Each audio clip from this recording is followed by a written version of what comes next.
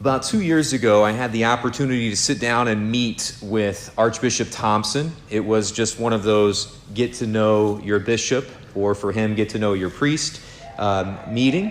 And we talked about a lot of things and just kind of introduced myself, let him know what was going on at my parishes and or our parish here, of course. And but anyway, one of the things that he said, and it was just in passing, it was a kind of a side note on a discussion. It wasn't the central theme of what we were talking about, but he said something that stuck with me for those 2 years in a very positive way, I think, and also a challenging way. He said, look, a lot of times people will. He said he hears people, either they write letters to him or he hears it in conversations or when he goes to parishes or wherever he's been, and even before being a bishop when he was a priest. He said a lot of people, I hear people blaming other people for why they don't practice their faith anymore, why they've fallen away, or why they whatever it might be. They say it's this person or that thing, and sometimes it's him. Right? He said, and any pastor will tell you that. We all get those letters every now and then that, it's this reason, or it's this bishop, or it's this pope, or whatever it might be. Or there's lots of other things. It's my mom or my dad, or how I was raised, or that nun that I had in 4th grade, or whatever. There's a lot of things, a lot of particularly other people that, again, we hear people, you've seen it too, and you've heard it as well, where we blame someone else for what it is and why it is maybe that we've left or that we struggle in our faith. And he said in our conversation 2 years ago, he said, but one thing that I always try to help people know is that when we face Christ at our final judgment, there will be no one that we can blame. It will be us standing before, individually, it will be us standing before Christ with our conscience. And I thought, again, that has stuck with me for 2 years.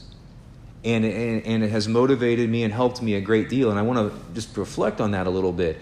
When we hear, and again, we hear lots of gospel passages talk about it. We have it this weekend. We hear about Christ coming, right? The judge who returns. We know that will happen, that Christ is coming back. And when he comes, right, we will be asked, and again, we can't point any fingers at that point.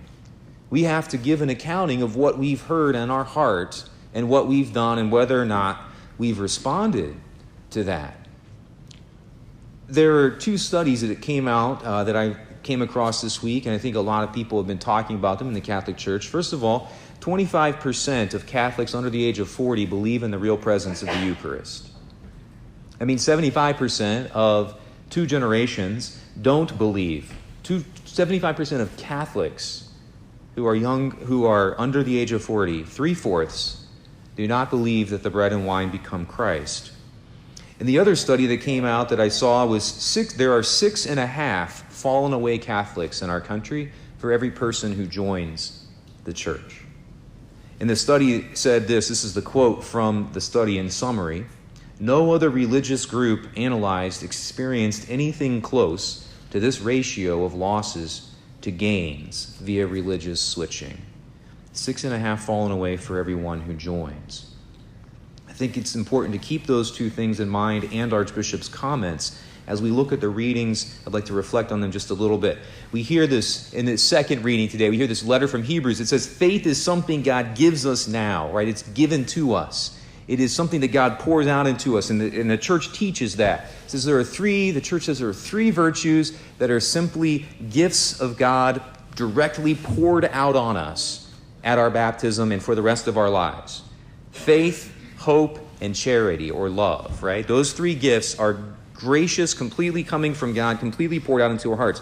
And faith is one of those things, and the second reading kind of unpacks that and talks about that, right? Faith is something that God gives us, is giving you and me right now all the faith that we need. And again, as we look around and we hear it, we're not getting church politics here. Just looking at the whole spectrum, some people say, I left because the church is too traditional. I left because the church isn't traditional enough. I left because of Archbishop Thompson. I left because of Father Hollowell. I left because of Pope Benedict or Pope Francis or John Paul II. Right?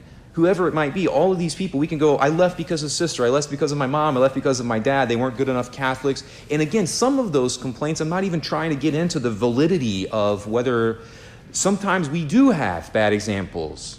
I'm not perfect. Pope Francis isn't perfect. Pope Benedict isn't perfect. John Paul II isn't perfect. We're very aware of lots of different people who are not perfect in our church. And those take a real toll. Archbishop Thompson wasn't trying to explain those away or say that those don't matter or that those don't weigh on us, that the bad examples of people in our lives, the struggles and things that have happened, that he's not saying those don't matter.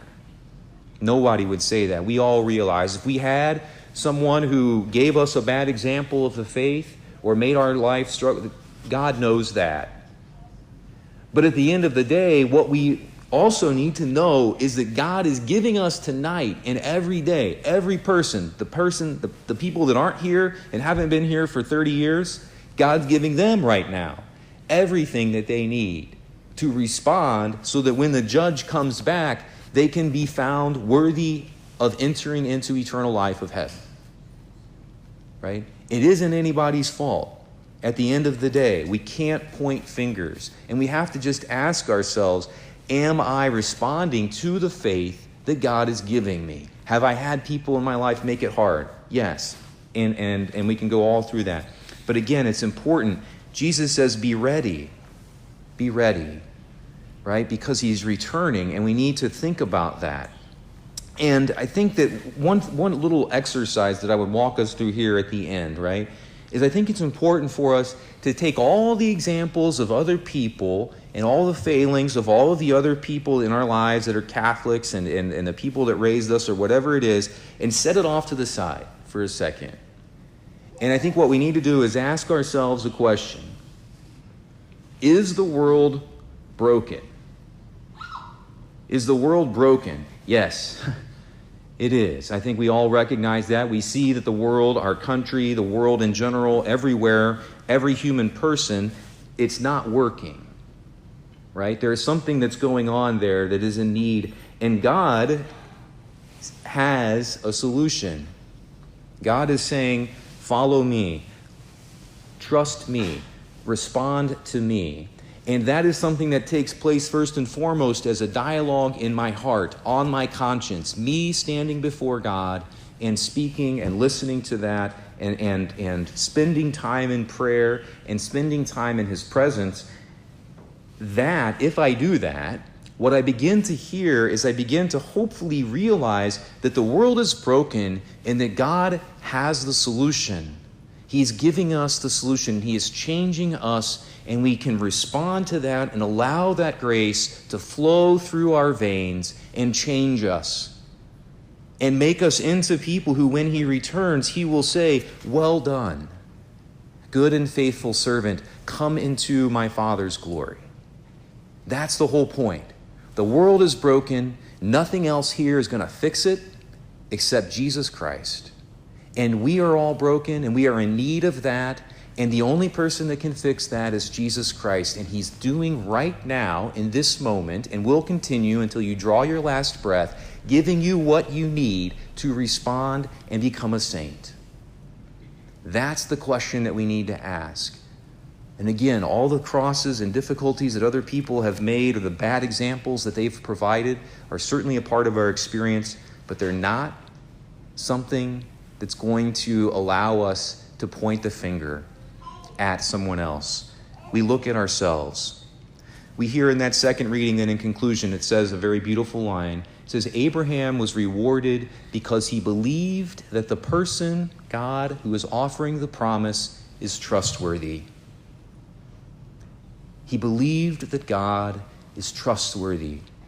Take all that other stuff, all the imperfections of you and I and everyone else and all the people in the church, set it over here to the side and ask ourselves this: is God telling us the truth or not? That's the question that we need to answer. And if we believe that God is telling us the truth about things, then it's up to you and I to respond to him.